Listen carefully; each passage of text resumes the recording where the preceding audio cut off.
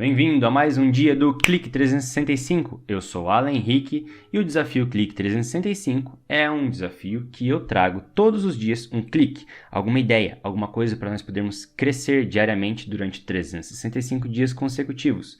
E no clique de hoje eu gostaria de falar sobre um trecho do livro que eu falei ontem, Homem-Máquina. Nesse livro eu vou ler para vocês porque é muito interessante. É legal você ter uma ideia do que o original, do que o autor trouxe, depois eu fazer uma consideração, porque senão é a mesma coisa de filhote de passarinho, sabe?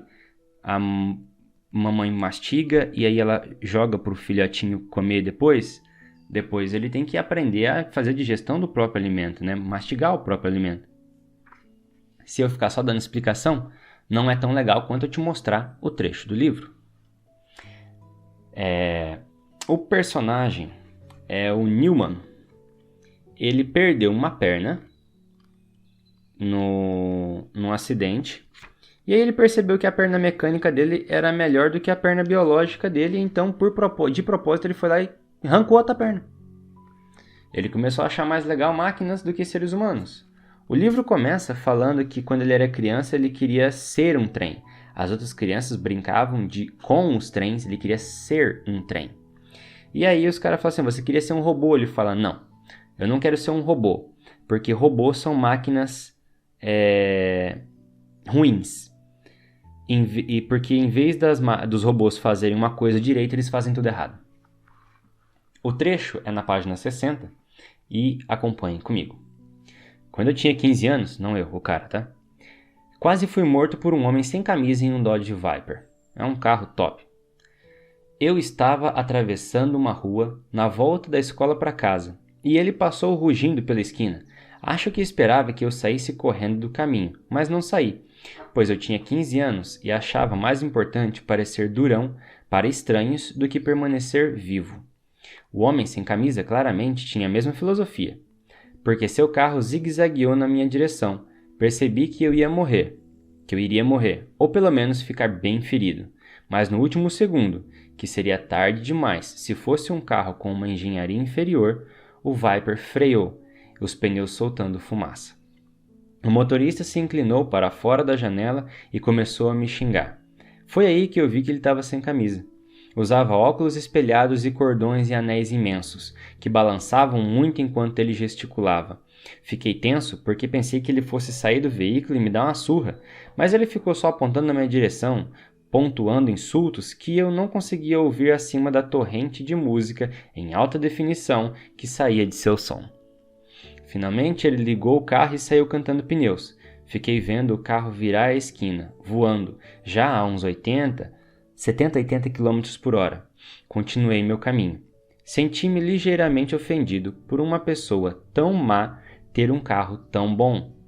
Porque o carro era o auge de 1000 e tantos anos de progresso científico, mas o sujeito era um babaca. Fiquei me perguntando quando isso havia acontecido, quando tínhamos começado a fazer máquinas melhores que pessoas. Bem, esse trecho do livro, eu não vou dar muitas explicações nele.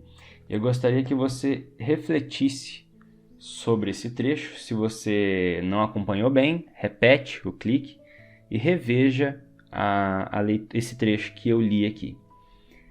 Ele solto, ele isolado do livro, já rende você pensar o seguinte, que existem coisas que estão para muito além do que você vê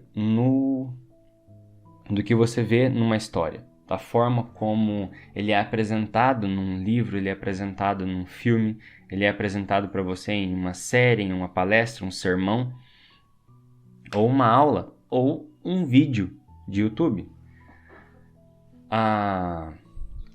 Ele usa essa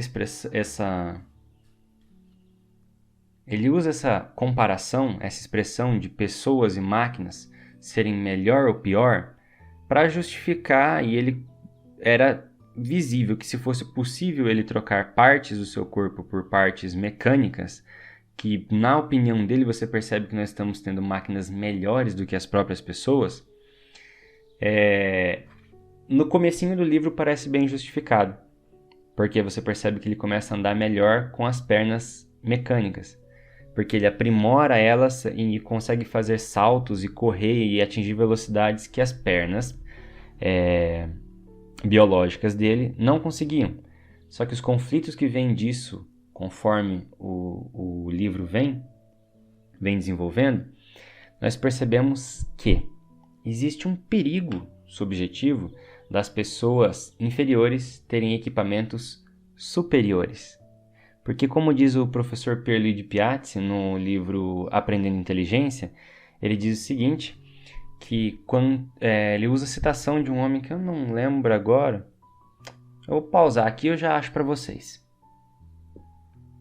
E encontrei aqui, eu vou ler para vocês. Esse eu não tenho em mídia física, esse eu tenho em mídia digital. Toda medalha, porém, tem seu reverso. Ele está falando sobre a qualidade de equipamentos que nos ajudam, nos facilitam a nossa vida. O grande humorista brasileiro Milor Fernandes, um dos raros gênios desse país, certa vez escreveu: toda vez que você projetar algo que possa ser usado até por idiotas, provavelmente vai ser usado de maneira idiota. Isso aqui explica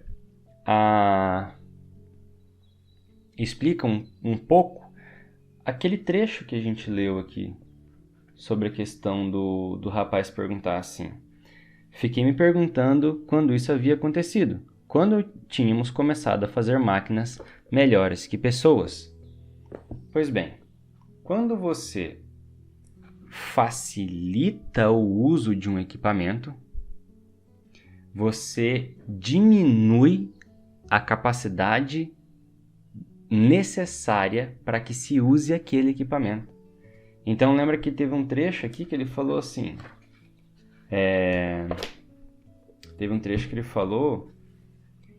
que se fosse um carro com uma engenharia inferior, teria sido tarde demais.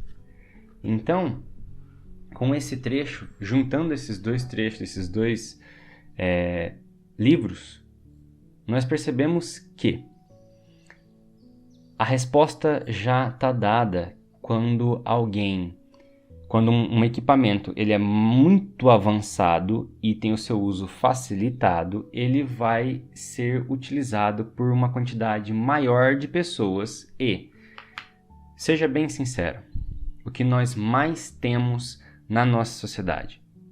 Pessoas extremamente capazes ou pessoas extremamente incapazes?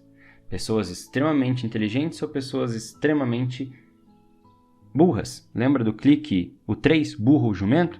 Se não viu ainda, o clique 3 aqui, burro ou jumento. Você tem que escolher se você é burro ou se você é jumento. Ah, mas os dois não é ruim? Assiste lá que você vê a diferença de um para o outro.